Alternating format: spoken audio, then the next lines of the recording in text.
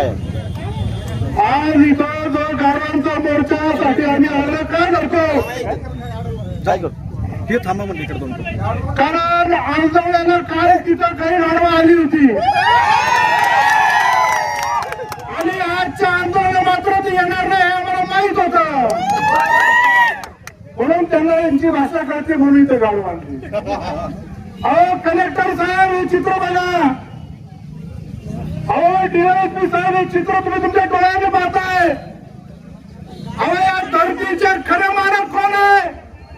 हे आमचा आदिवासी बांधव आहे. या धरतीच्या खऱ्या मालकाला त्यांची धरती वाचवण्यासाठी रस्त्यावर बसायला लागतंय. ही लोकशाहीची मोठी थट्टा आहे. आधीपासून वास्तव्य असणारे आमच्या आदिवासी बांधव आहेत. अहो काही अवलाद आश्वास ते आमच्या आदिवासी बांधवांना आदिवासी म्हणतात, ते वनवासी म्हणतात. हीच ती हरामखोर अवलाद आहेत.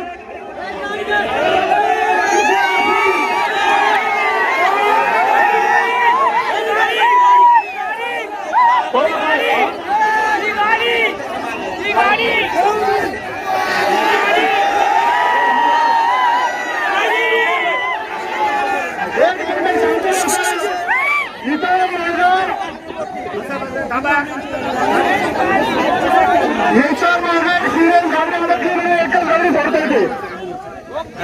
याच्या मागे अँब्युलन्स आहे म्हणून एकच गाडी सोडणार आहे. सर्वांनी शांत बघा.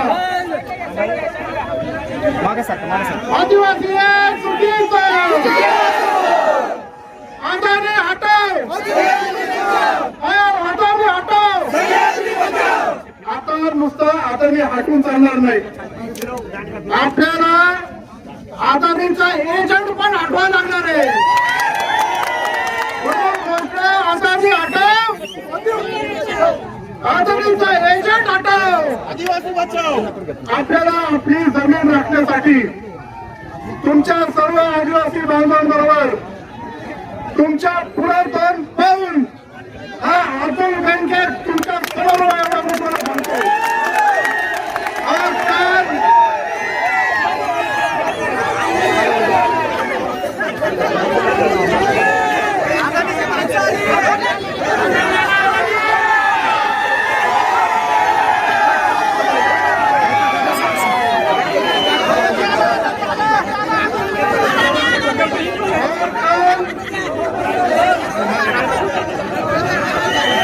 हो दांडी लागेल इकडे, दांडी तिकडे करा.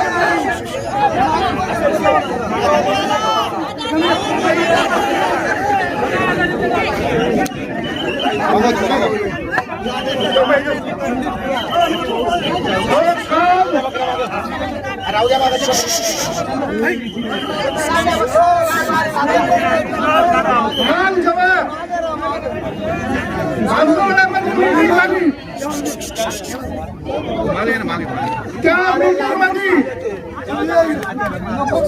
एक तर एवढा पोलीस बंदोबस्त म्हणजे प्रोजेक्टर आणण्याची काहीच गरज नव्हती. बरोबर, प्रोजेक्टर काय आणला? अहो तुमच्या काय बापाची पेंट आहे काय? आमच्या गावात येणार आम्हाला दाखवणार तुम्ही कशी घेऊन जाणार? अहो मी तुम्हाला परत सांगतो प्रशासनाला, 21 तारखेची जर प्रदूषणाची मीटिंग रद्द केली नाही तर त्या सगळ्या अधिकाऱ्यांचा आम्ही एकत्रित करण्यात पडल्याशिवाय राहणार नाही. तर कायदा सुव्यवस्था बिघडला तर याला सर्वस्वी जबाबदार या राज्याचे मुख्यमंत्री आणि इथले कलेक्टर असतील एवढं मला तुम्हाला सांगायचंय. म्हणून आजपासून मला प्रसार माध्यमाला पण सांगायचंय, सुरेशराणी पांडेपुरी